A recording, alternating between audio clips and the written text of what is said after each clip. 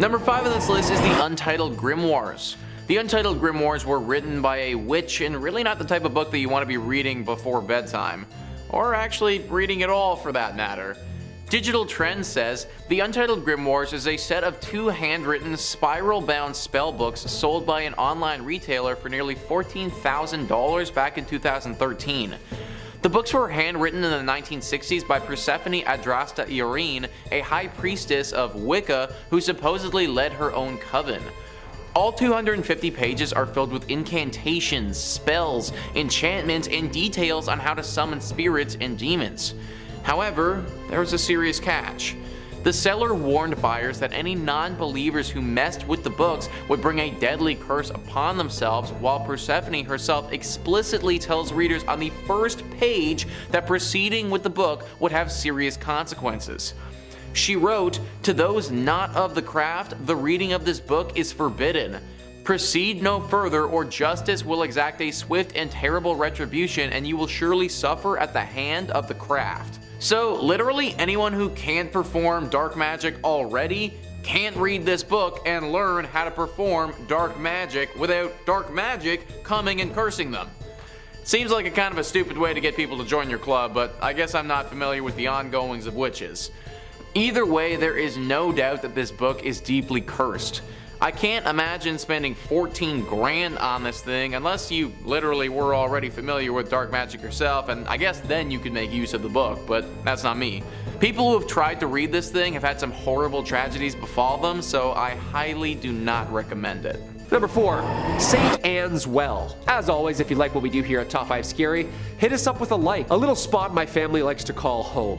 Liverpool, England, and also one of the newest reasons that I'm never revisiting again. In 2016, archaeologists uncovered an ancient well near Liverpool that dates to the medieval era. Archaeologists say that they rediscovered a large sandstone well on a private farm in Liverpool. When archaeologists arrived at the site, there was barely anything of a well, as it had become completely filled with earth for hundreds of years. The cult of St. Anne was once a widespread medieval following. The mother of the Virgin Mary, Anne, is often associated with great and powerful healing wells. Anne supposedly bathed in the well, which was known for treating skin and eye diseases. Like OG LASIK, you know, just hop right on in, cataracts gone in a flash. Apparently for centuries, a priory of 12 monks tended to the well mid-16th century, and there was a huge competition and demand for this hot spring. The priory's father and his neighbor both claimed ownership. He's being snide, isn't he? He's being a snide one. Classic case of Darcy versus Delwayne. 2 days later, King Henry VIII shows up, and after all the talk with his men, they seized the well and both dudes lost out. Scouse his luck, mates, go on, scouse his luck. Apparently lore goes, Delwayne cursed Darcy, and according to legend, Delwayne then dropped dead on the spot. Talk about karma, dude. Within 3 months, Darcy's son had passed away from unknown illnesses as well as Darcy losing his job. And a year later, Darcy was found at the bottom of said well. Despite the grim legend, the well continued to be used even after the lore had become widespread. It actually made it more popular. It was purposely buried, but then recently discovered, restored, and reinforced.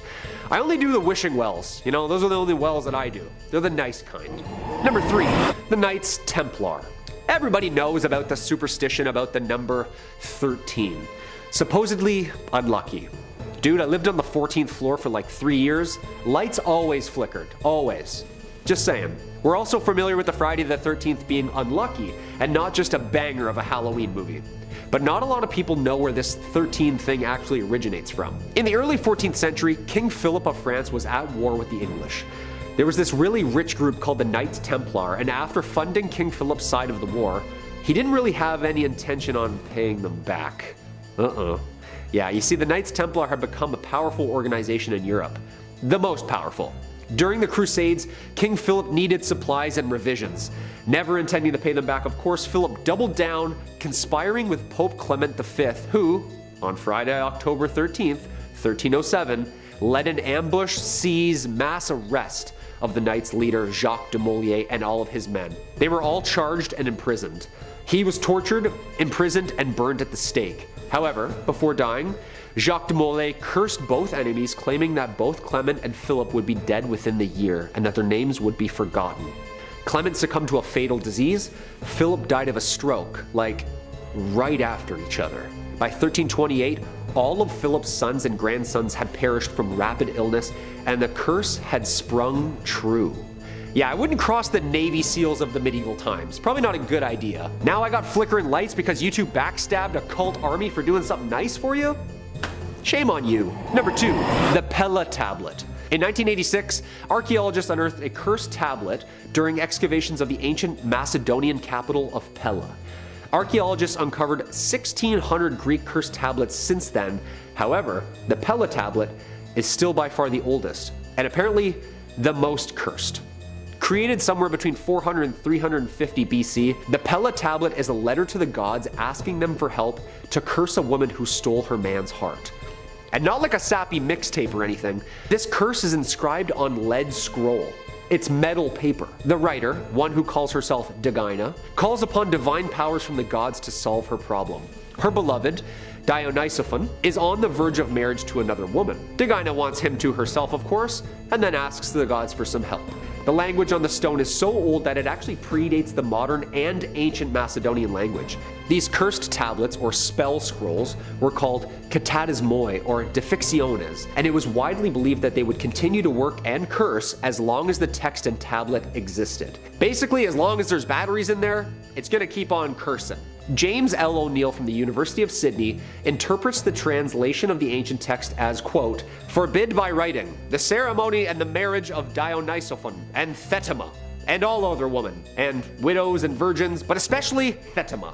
And I assign them to Macron and the Daemones. And whenever I shall unroll and read this again after digging it up, then Dionysophon may marry. But not before. May he not take any wife but me, and may I and no other woman grow old with Dionysophon. I am your suppliant. Pity me, dear Daemonis, for I am weak and bereft of all friends. But protect me so this does not happen and evil Thetima will perish evilly. But may I be fortunate and blessed." Whoa, for never was a story more woe than this of Thetima and her Dionysophon. I think it sounds better than Romeo and Juliet. What do you think? I mean, that's not very nice to wish there, Degina. Kinda mean if you ask me, and very jealous. Also, Thetima, girl, you gotta split. This girl's out here looking for you. You're gonna catch some hands for talking to someone else's man. I'm just saying, you've been warned. Number 1, the Bjorktorp Runestone. Of course, the number 1 spot, Bjorktorp Runestone. I had to. I just did my ancestry and apparently I'm 12% Viking. Yeah, I just sent my spit somewhere and they told me that. This specific cursed runestone is one of the many megalithic standing stones located in Sweden. This one actually is one of the world's tallest as well, measuring 4.5 meters high. It's part of a stone circle with 2 other blank standing stones. Scholars date the runestone's inscription to the 7th century AD. It's carved with a type of rune that form an intermediate version between the elder Futhark and the younger Futhark. The runestone is inscribed on both sides. The short message reads, "I foresee perdition," and the longer side translates to, "I, master of the runes, conceal here runes of power, incessantly plagued by maleficence, doomed to insidious death. Is he who breaks this monument. I prophesy destruction." A little aggressive, bro, but I guess, they were Vikings, so aggression was kind of their thing. Local lore says that the curse came true at one point. Long ago, a man wanted to move the runestone so that he could have more room to farm, so he piled wood around it in an attempt to heat the stone and then crack it with water. As soon as he lit the fire, the man's hair lit aflame. His clothes were soon engulfed and the man perished right there next to the ruin. Yo, I would just avoid these at all costs. Like, no point should you ever be trying to move an ancient Viking cursed megalith. Again, unless you're Kratos helping Loki climb a mountain. In at number 5, we have The Orphan's Story. The Orphan's Story was published in 2018. However, the writing of this novel was started 400 years earlier by Martin de Leon Cardenas. Martin was not just any writer, he was a monk who broke his sacred vow. He wrote the majority of the novel between 1608 and 1615. There is a rumor of a curse surrounding the novel. The reason the book was not published until 2018 was due to everyone involved in the book mysteriously dying. The curse is rumored to have been attached to the book when the monk broke his sacred vow. He was the first to die before he could finish writing the story. It was Belinda Palacios who rediscovered the manuscript hidden in the archives of the Hispanic Society of America in 1965. She was determined to finish the book and have it published, publish but was deterred by her colleagues warning her about the curse. The book then went back into the archives. Others attempted to publish the book on several occasions. The publication fell through each time because those involved kept dying suddenly under mysterious circumstances. The deaths were caused by sudden traumatic events, horrific car accidents, sudden and unexplained illnesses. It finally took 400 years for someone to be brave enough to publish the book. Even now, after being published, it is believed the curse is still contained within the story. The difference being now it has been duplicated and sent all over the world, making the curse stronger and having many more victims than it can claim. The origin of the curse contained in the book is unknown, however it is thought to be millions of years old. Formed over the worship of ancient religions when the monk broke his vow, he unknowingly released the curse. It then latched onto the pages of the manuscript, taking anyone who dared to be involved with it. Number 4 on this list is Pseudomarchia Daemonum. Wow, okay, that was an absolute freaking mouthful, so I'm not going to be calling it that anymore because it's also called the False Hierarchy of Demons, and I'm going to be saying that from here on out. Ancient Origins says this is a great compendium from the 16th century dictating the names of 69 demons. The list initially appeared as an appendix to a book about demonology and witchcraft by Johann Weyer. The son of a civic service merchant, Johann Weyer was a Dutch doctor and occult practitioner born in the Netherlands in 1515. Well versed in Latin from a young age, Weyer quickly became a student of Heinrich Cornelius Agrippa, a famous magician, theologian, and occultist in Antwerp. It appears that Weyer's fascination with magic began while working under Agrippa, but later escalated after he became a doctor in his own right. He was summoned to a particular fortune teller's court case and thereby asked by the judge for advice on the topic. The court case started his interest in researching the witchcraft way of life, culminating with his decision to attempt to defend those who were accused of practicing. 27 years after this case, when Weyer was 62 years old, he published The False Hierarchy of Demons. This book, as with most that study demons, also talks about how to summon and control these demons. This book also focuses a lot on witchcraft too, something that became a deep obsession for Weyer. Definitely a book that you should avoid, and one that could hold some serious curses. Number 3 on this list is the Ars Notoria. The Ars Notoria is an ancient text which grants the person who studies it a perfect memory. Something that sounds great from the outside, but it isn't as cool as it's cracked up to be. Ancient Origins writes, as part of a larger collection known as the Lesser Keys of Solomon, the Ars Notoria is a book that is said to allow followers a mastery of academia, giving them greater eloquence, a perfect memory, and wisdom. The Ars Notoria is one of 5 books within the Lesser Keys of Solomon, an anonymous text that was compiled from other works in the 17th century and focuses on demonology. The Ars Notoria is the oldest portion of the Lesser of the Keys grimoire, dating back to the 13th century. However, the text contained within are a collection of orations, prayers, and magical words which date back to well before the 1200s. The prayers are in several languages including Hebrew, Greek, and Latin. It was not a book of spells or potions, but a book of prayers and orations that are said to strengthen and focus one's mental powers by beseeching God for intellectual gifts. Among these intellectual gifts is the concept of a perfect memory. Those who practice liberal arts such as arithmetic, geometry, and philosophy are promised a mastery of their subject if they devote themselves to the Ars Notoria. Within, it describes a daily process of visualization, contemplation, and orations intended to enhance the practitioner's focus and memory. So here's the thing, guys, that all sounds well and good and very useful, but I don't think that people understand what a perfect memory actually means. It means that there is literally nothing at any given point that you will ever forget. The license plate of that one car that cut you off, that one passing comment that the cashier said about the milk that you bought, the strange handshake that you had with your friend the other day. Literally nothing at all. You're not going to forget anything. Think about how much noise is going to be going on in your head at one given time if you can't forget anything. This is the curse of this book, and it's why a lot of people who have studied it in depth have lost their minds. If you're going to remember everything in the world, then there also needs to be a way to turn it off every now and again, to finally get some silence in your head. Sometimes forgetting things really is the best thing for us. Number 2 on this list is the Picatrix. The Picatrix is definitely a book that should be avoided, and it's mainly for how freaking grotesque it is. It was initially written in Arabic back in the 11th century, and it's a book that's centered around astrology and magic. It teaches the individuals who study it how to concoct crazy spells and make magical potions. What has thrust it into the limelight, as I mentioned earlier, is how freaking gross it is. The magical potions and the spells in here are just disgusting, and they're honestly plain wrong. Various body parts, various fluid from said body parts, and other weird stuff is regularly called upon in this text. The following is a literal passage from the book on how to make a spell. Take 4 ounces of the blood of a black dog, 2 ounces each of pig's blood and brains, and 1 ounce of donkey brains. Mix all of this together until well blended. When you give this medicine to someone in food or drink, he will hate you. And like, yeah, duh, if anyone blended up a bunch of brains and then gave it to me to drink, then I would kinda hate them as well. Many people think that this book is cursed based on the horrible spells in it, but it honestly might not be and could just be super weird. Either way, probably best to be avoided. And number 1 on this list is the VOYNICH manuscript. The VOYNICH manuscript is an illustrated codex that is handwritten in a writing system or language that no one understands. By using some advanced carbon dating, we can determine that it was made back in the early 15th century. We're pretty sure that based on the style of writing, artwork, and language that's in this book, it was most likely made in Italy. The manuscript contains 240 pages in it, and even though it was discovered a long time ago, no one has any idea what it truly means.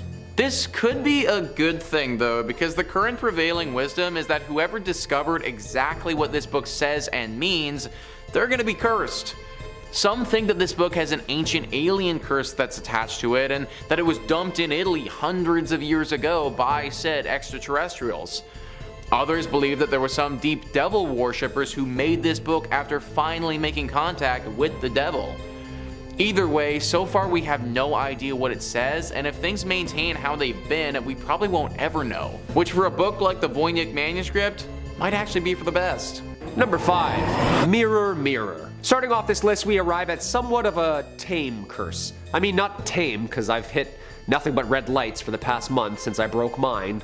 We've all broken a mirror or two, haven't we? Little hand mirror here or there. Apparently breaking some melted liquid sand can get you in some pretty hot water. Almost everybody has heard of breaking mirrors. Pretty well dooms you to at least 7 years and of bad luck. We've all done it. It happens. Well, apparently it's an old curse. This one's origins begin in ancient Rome. The Romans believed that the human soul would renew every 7 years, repairing whatever damage they had suffered during that time. They also thought that a mirror's reflection was a way to look inside said soul. So what they thought was, if you break a mirror, you break a little bit of your soul as well, which would then again have to go through this 7-year cycle to renew and cleanse that bad aura right out of you. Yeah, do this for 7 years as your soul is reborn. You endure misfortune because of your imperfect, now shattered soul.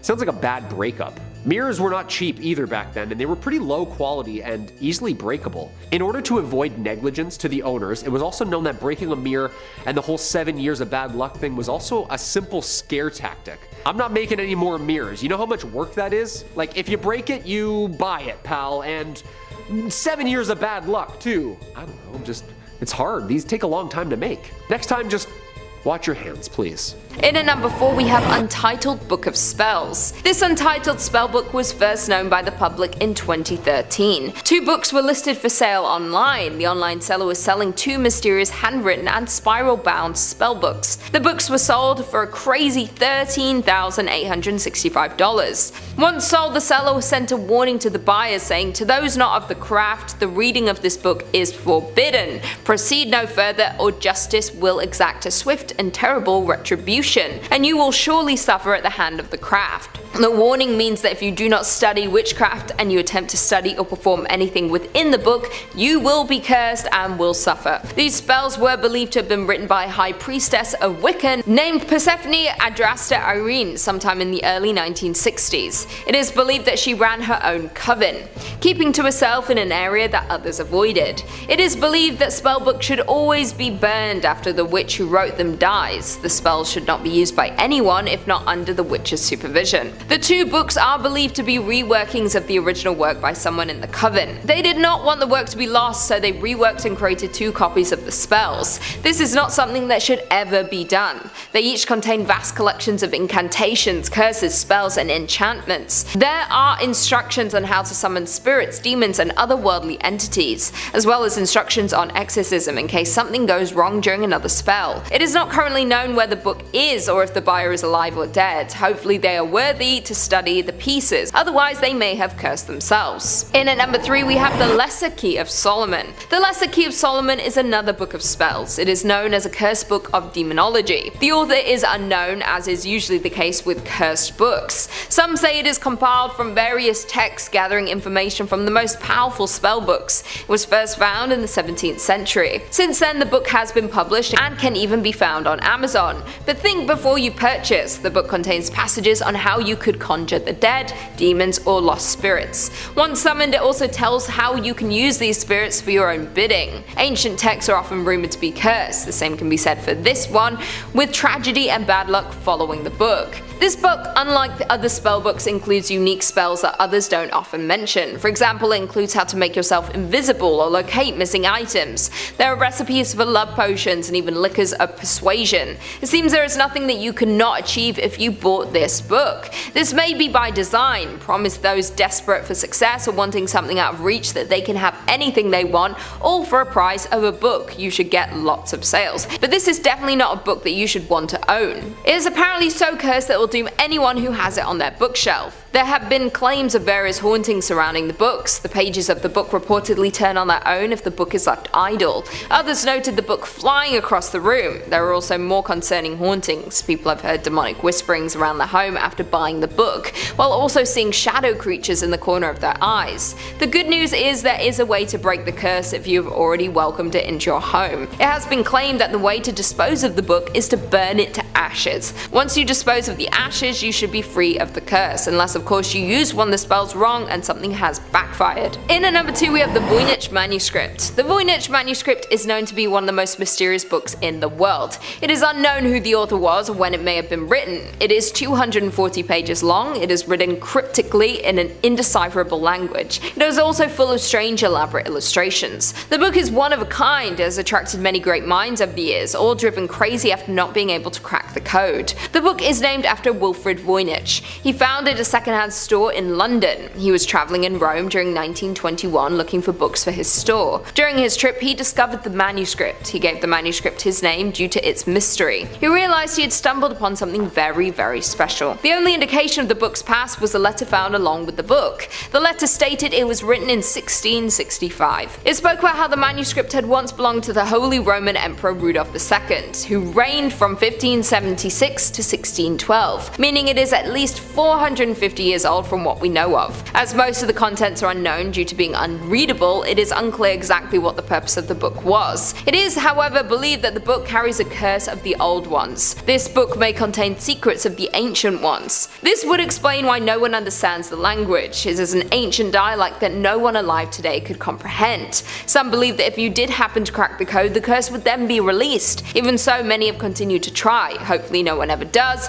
If you spoke the words out loud, it might release an evil onto the world we could never stop. And finally, in at number 1 we have the Necronomicon. The Necronomicon book is said to be bound in human flesh and inked in blood. It is a book of nightmares containing the darkest curses. Roughly translated, the title means an image of the law of the dead. It is said to even contain the power to resurrect the dead and summon ancient creatures. It is said that those who have read the book have turned insane or even died upon finishing the book. The story is that the book was written by Abdul al-Hazred and is over 1,000 pages long. Obviously it is the most haunted, cursed and doomed book in the world. It has even made appearances in various horror films including Evil Dead and Friday the 13th. Of course not a lot is known about the particular curses due to those who have read them no longer being around, but what we do know is that the original texts have the power to end humanity. If anyone was to survive the reading or survive performing one of the curses, they may summon one of the old ones. The old ones are the ancient creatures who ran the world before humanity, creatures like Cthulhu, who, if awakened, would destroy the earth before we could even think about stopping them.